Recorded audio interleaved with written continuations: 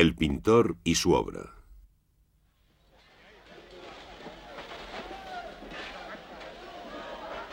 La barricada surge de la calle parisina. Es el primer gesto de una multitud enfurecida. Se levanta la calzada, se apilan los adoquines.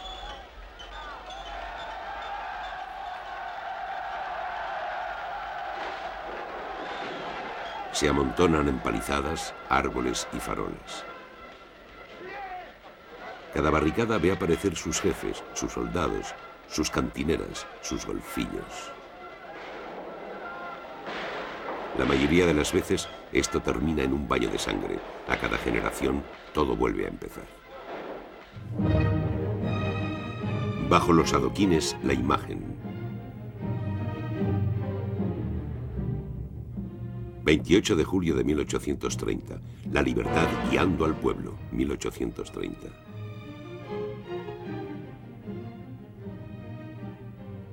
Eugène Delacroix. Charenton, 1798, París, 1863. Museo del Louvre, París.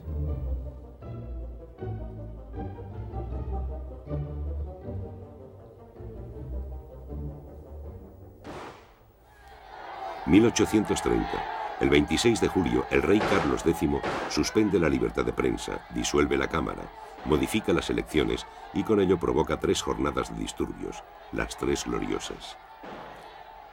27 de julio, primeras manifestaciones, se organizan comités. 28 de julio, barricadas en París. En Nuestra Señora ondea la bandera tricolor. Hace un calor de más de 35 grados. El ejército toma por asalto las barricadas. 29 de julio. Los sublevados triunfan en todo París. Una comisión municipal depone a Carlos X y hace que vuelva a París el duque de Orleans. El 31 de julio, Lafayette le recibe y le abraza bajo la bandera en el balcón del ayuntamiento. La Cámara de Diputados le corona con el nombre de Luis Felipe I. La bandera tricolor sustituye a la bandera blanca.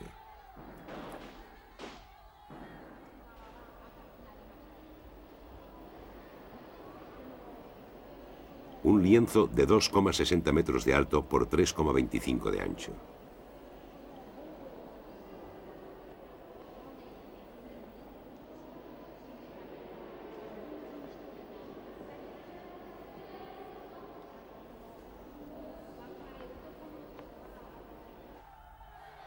Una mujer con el torso desnudo, blandiendo un fusil y una bandera, atraviesa una barricada y arrastra tras de sí a 5 personas armadas. En primer plano hay 3 cadáveres. A la derecha, un tirador del regimiento suizo de la Guardia Real.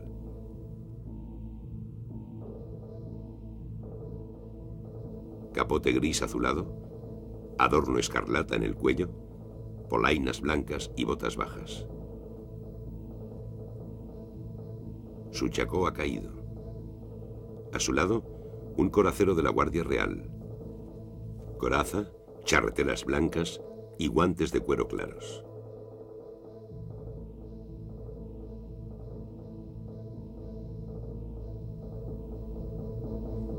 A la izquierda, un combatiente muerto al que alguien ha robado los pantalones.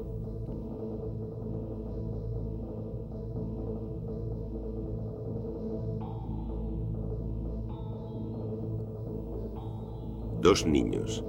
El de la izquierda lleva un gorro de tirador de la Guardia Nacional, milicia que acaba de disolver Carlos X.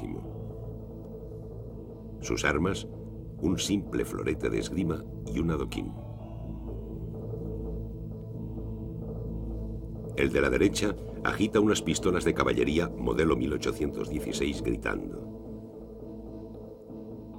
Lleva una cartuchera de la infantería de la Guardia Real y la faluche, boina de terciopelo negro de los estudiantes del barrio latino.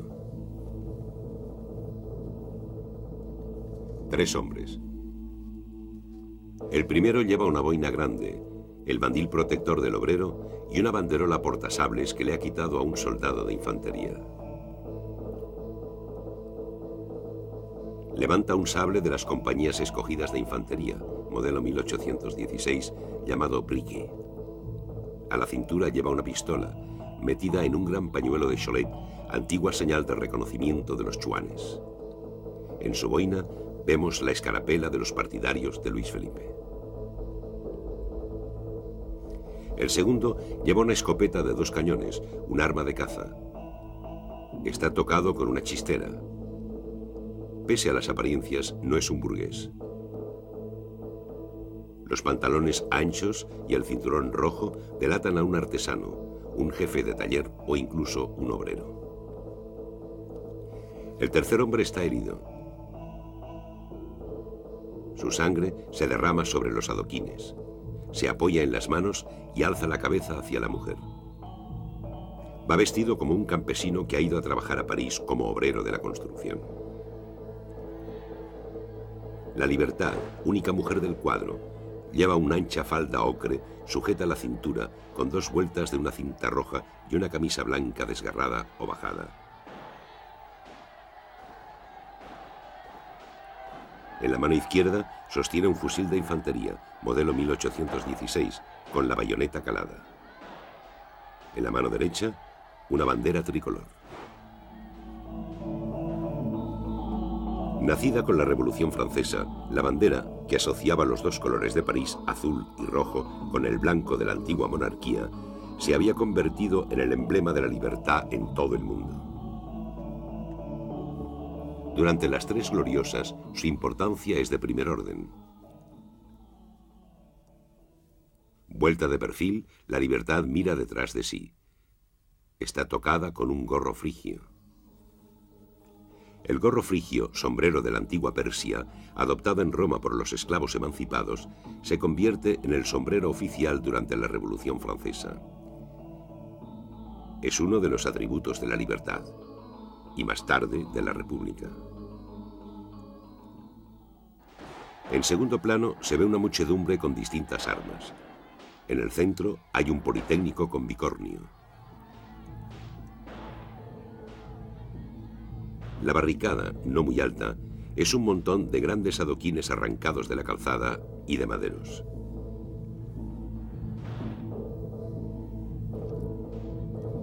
Al pie de los edificios, a lo lejos, un destacamento de la Guardia Real con traje de campaña. Varios soldados están en posición de disparar. Por encima, las torres de Nuestra Señora de París. En la cima ondea una bandera. Delacroix eligió la catedral en vez del ayuntamiento. En el momento de pintar el cuadro, su amigo Víctor Hugo estaba escribiendo Nuestra Señora de París.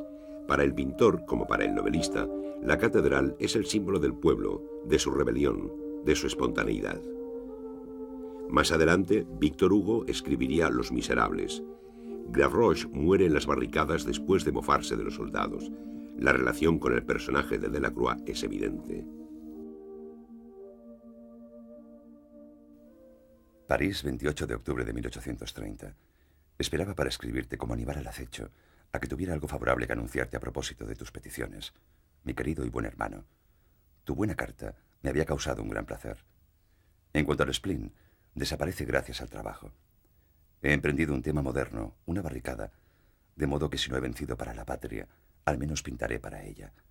Eso me ha vuelto a poner de buen humor.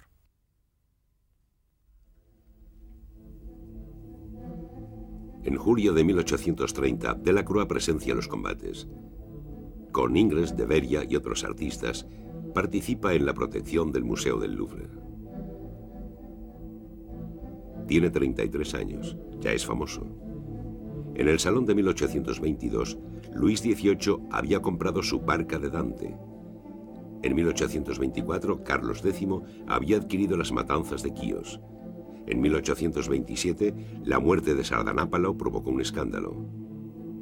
Pero, una vez coronado, Luis Felipe le encargó muchos cuadros, como La entrada de los cruzados en Constantinopla. Desde la sala del Louvre, donde se encuentra la Libertad, el visitante puede ver la victoria de Samotracia. El gesto y el drapeado pintados hacen eco al gesto y el drapeado del mármol.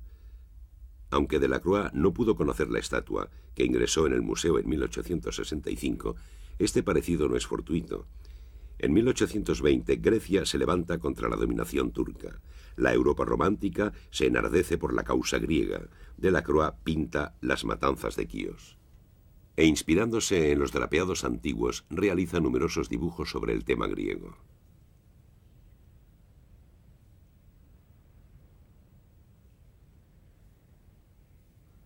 Dibuja las mujeres uriotas que se arrojan al vacío con sus hijos para librarse de los turcos.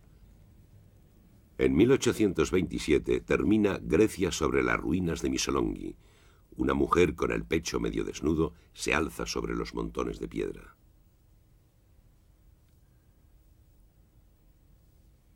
Después de los disturbios parisinos, los bocetos de caras, vestidos y gestos pertenecen tanto a la insurrección griega como a las barricadas. Los dos temas acabaron fundiéndose.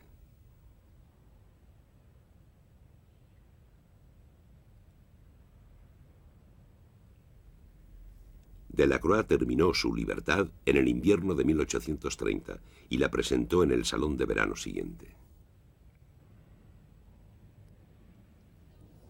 ¿Tenemos derecho a reprocharle al señor Delacroix el haber dado un tono tan apagado a la barricada? Él estaba ahí. El autor de las matanzas de Quíos se ha quedado este año muy por debajo de sí mismo. La escena del 28 de julio es, a mi entender, una pésima carga contra la libertad. Esta sí es la revolución tal como han querido hacer los doctrinarios, es decir, un objeto de horror y de disgusto. Desde luego, no todos estos hombres del pueblo tenían perfiles griegos. Sus rasgos eran toscos y su ropa estaba agujereada y sucia. El señor Delacroix ha exagerado todo esto a placer. Hemos visto a toda esa gente en la calle y volvemos a encontrarla admirablemente pintada por el señor Delacroix. Los héroes de Delacroix son falsos y feos. Esa cabeza sin carácter, ese cuerpo medio desnudo, ese pecho deformado de carnación marchita no responden ciertamente ni al pensamiento del pintor ni a la idea que tenemos de la libertad noble y generosa que ha triunfado el 28 de julio. ¿Y esa garganta desnuda y sucia? Menuda indecencia. Ah, señor Delacroix, tendría usted que haber lavado a su criatura.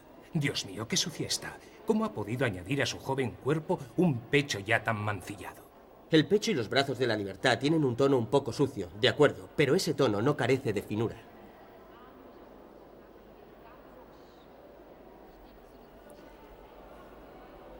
Los ataques y los elogios no se reparten entre derecha e izquierda. De espíritu más bien aristocrático, Delacroix no tiene nada de revolucionario, aunque revolucione la pintura. Desde los dos bandos, lo que le reprochan es sobre todo el realismo de sus personajes y esa mujer desnuda en plena calle. En pintura, la desnudez obedecía a unas normas estrictas, los pechos de la libertad, ennegrecidos por la pólvora, y el discreto vello de la axila se consideran detalles de mal gusto.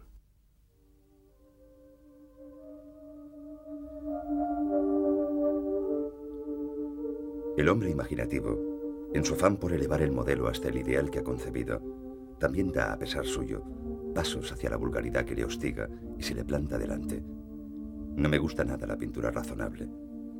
Es preciso, me doy cuenta, que mi espíritu desordenado se agite, se descomponga, ensaye de mil maneras antes de alcanzar esa meta a la que me incita cada cosa. En el Salón de 1931, el Ministerio del Interior compra la Libertad para el Museo de Luxemburgo. 2 años después, la Libertad, que se considera un tema demasiado político, es retirado del museo y devuelto al pintor. 1848, el Louvre reclama el lienzo.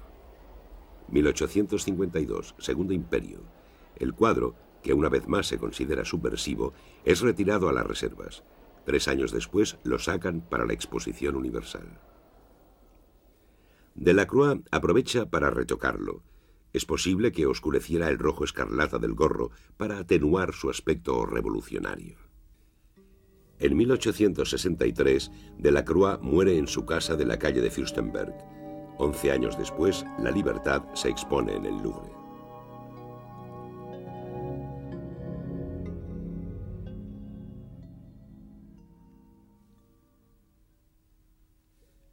Delacroix trabaja deprisa, con la ayuda de pinceles bastante anchos.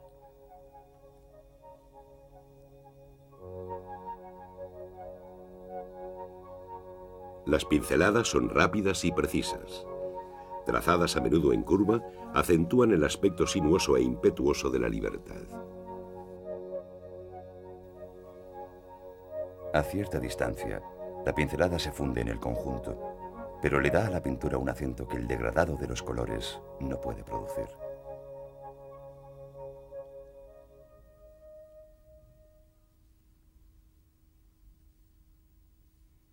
La factura es enérgica, violenta y trabajada en el primer plano del cuadro, la zona más dramática.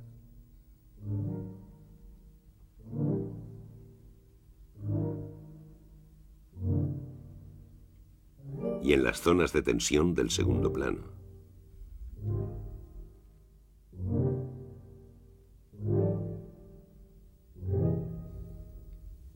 Los perfiles se desdibujan en el fondo para reforzar el efecto de profundidad.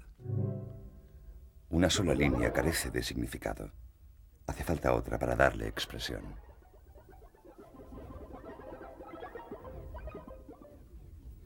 La composición forma un triángulo, subrayado por el brazo levantado y el asta de la bandera, que cortan el cuadro en el centro.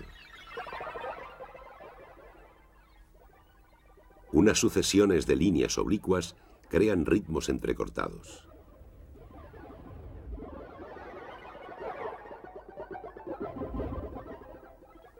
Para obtener un lienzo de este tamaño, hubo que coser 3 paños. Las costuras están descascarilladas en algunos sitios y son muy visibles en el cuadro.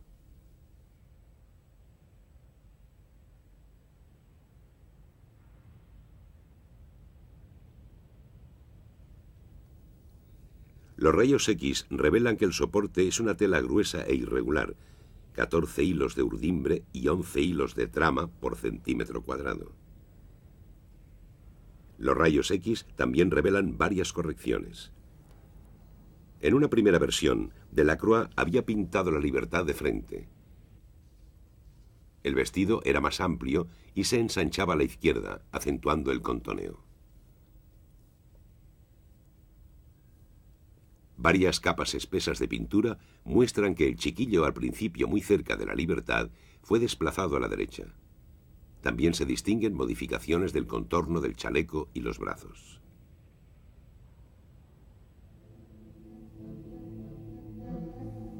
Sobre un fondo claro que varía del crema al gris pálido, Delacroix realizó un boceto con un pigmento pardo resinoso y luego pintó los colores.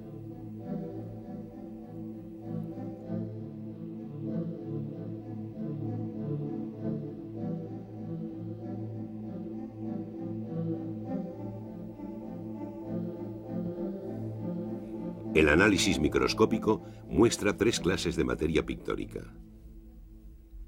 Primera clase. Una capa espesa refuerza el boceto y solo algunas pinceladas finas destacan un relieve o un drapeado. Segunda clase. Los colores oscuros. El pintor los extiende en veladuras pardas, en parte nubladas. Tercera clase. Algunos colores muy retocados. En el gorro de la libertad aparece la capa clara de la preparación, una capa espesa amarillenta, una capa roja, una capa ocre y rojiza, una capa violácea con granos azules, una capa amarillenta con granos rojos, una veladura anaranjada, una capa de barniz. Los análisis han descubierto pequeñas cantidades de cadmio, pero el amarillo de cadmio se empezó a usar 20 años después de la terminación del cuadro. Esto demuestra que Delacroix hizo retoques cuando recuperó por algún tiempo su tela. Delacroix está influido por el Veronese, Rubens y Turner. Forma gamas muy ricas de grises multicolores a partir de unos pocos pigmentos. El enemigo de cualquier tono es el gris. Sus colores, rebajados siempre, están más cerca de lo oscuro que de lo claro.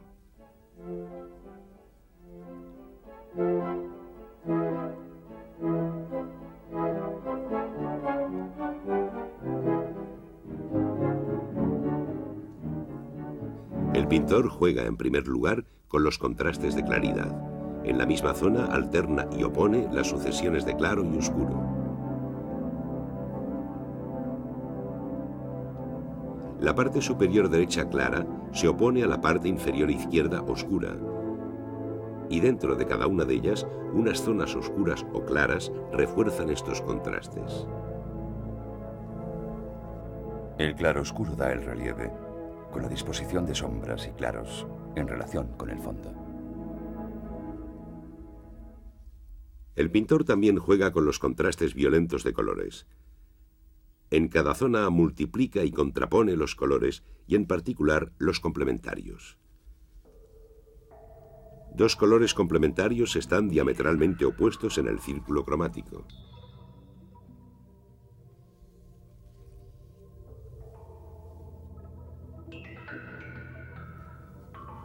Si se juntan, forman el mayor contraste cromático posible. Si se mezclan, dan un gris neutro. Jugando con unos pocos colores complementarios y con ligeras variaciones de estos colores, el pintor puede obtener una gran variedad de tonos. En lo alto de la composición, las superficies más grandes de colores vivos, el rojo y el azul, situados en los dos extremos del espectro, están muy opuestos pero no son exactamente complementarios.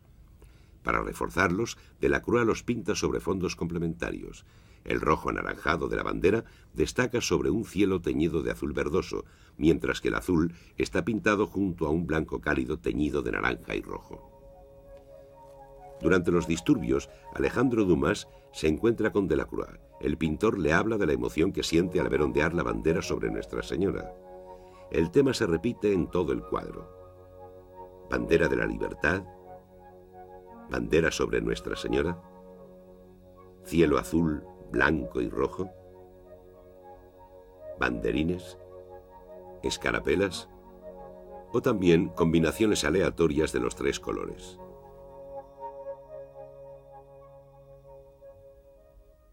La gama azul, blanco, rojo es anterior a la bandera tricolor. Aparece ya con los pintores franceses del siglo XVII, como La Hire, y del XVIII, como Fragonard o Regnault. El tema de la bandera alzada sobre los combates se convertirá en un tópico de la pintura patriótica. El rojo claro y azul oscuro, separados por una franja blanca, crean una violenta perturbación cromática difícil de combinar con el resto del cuadro. Es un desafío estético al que se enfrentarán los pintores impresionistas.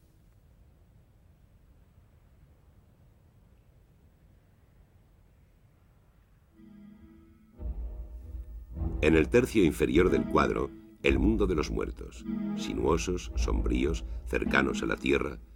Los cadáveres también forman la barricada. Encima de ellos están los vivos, impetuosos, claros, recortados contra el cielo. Se disponen a franquear el espacio de los muertos. El herido se sitúa en la frontera entre los dos mundos.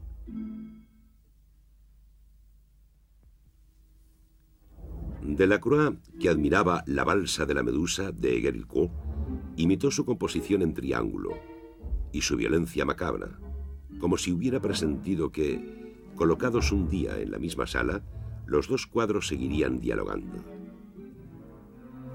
También pintó en primer plano un Héctor, figura clásica de taller, inspirada en el episodio de la Ilíada, en el que Aquiles arrastra detrás de su carro el cuerpo de su enemigo. En este contexto, la imagen representa la brutalidad de los combates, la desgracia de los vencidos. El hombre del sable, monárquico liberal. El hombre de la chistera, futuro radical de 1848. El hombre herido, campesino convertido en obrero. Los golfillos, vagabundos rebeldes. El Politécnico, único burgués situado muy atrás, forman un compendio alegórico de la insurrección popular.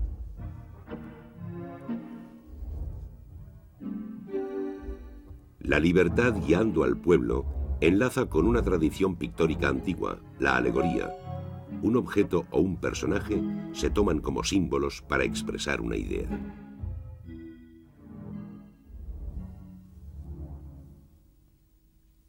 La mujer armada, guerrera y protectora aparece con frecuencia en la historia. Diosas antiguas como Atenea o bien figuras de la religión, de la paz, de la victoria. Estas imágenes resurgen en la Revolución Francesa con la libertad o la razón, que se convierten en algo así como diosas, mujeres mesías. El pintor, a la vez que le da a la libertad un aspecto guerrero, la desnuda. La mujer desnuda, objeto de seducción erótica, se alza sobre el montón de cadáveres. Como en muchos otros cuadros de Delacroix, el erotismo va unido a la muerte.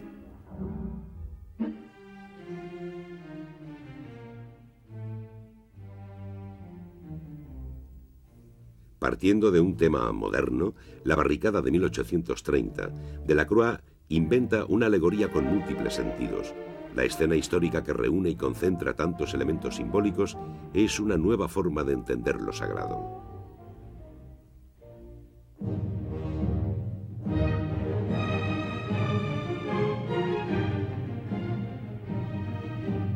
La tierra se contrapone al cielo, lo oscuro a lo claro, el azul al rojo.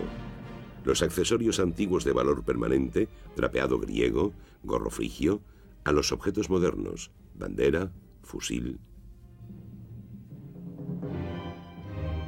Pero todas estas contraposiciones confluyen en una fundamental, la contraposición entre los muertos sacrificados y los vivos triunfantes.